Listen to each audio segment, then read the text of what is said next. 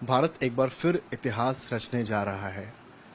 Group captain Indian air force और astronaut Shubhanshu Shukla space में जाने वाले हैं और राकेश शर्मा के बाद दूसरे भारतीय बनने वाले हैं। हम इस वक्त लखनऊ में हैं उनके परिवार के साथ। उनका परिवार तो खुश है ही है, पूरा देश इस वक्त खुशियां मना रहा है क्योंकि भारत एक बार फिर अंतरिक्ष में अपना परचम बुलंद करने जा रहा है।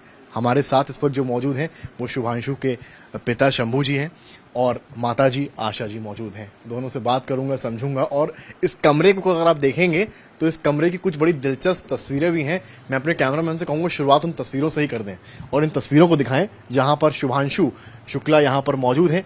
इंडियन एयरफोर्स ग्रुप कैप्टन, एक ऐसी फोर्स जिसने हमेशा भारत का परचम बुलंद किया है और एक ऐसे ऑफिसर जो अब अंतरिक्ष में भी अब देश का नाम रोशन कर रहे हैं। पीछे की भी तस्वीरें जहां वो अपने पेरेंट्स के साथ यहां नजर आ रहे हैं, तो कुछ तस्वीरें ऐसी भी जहां प्रधानमंत्री मोदी के साथ वो मौजूद हैं। इनके पिताजी से बात करूंगा।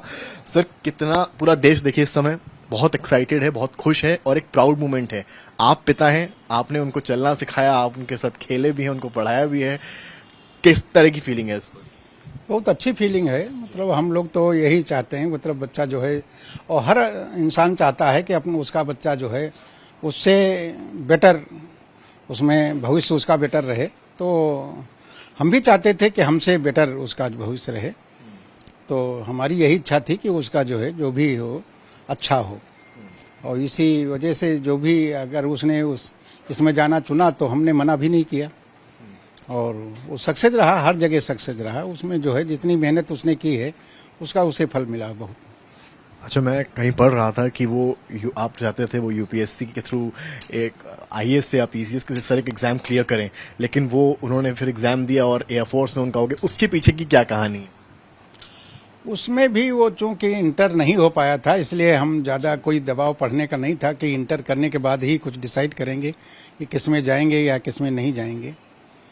पर उसका इंटर के पहले ही सब ये एनडीए वाला क्लियर हो गया।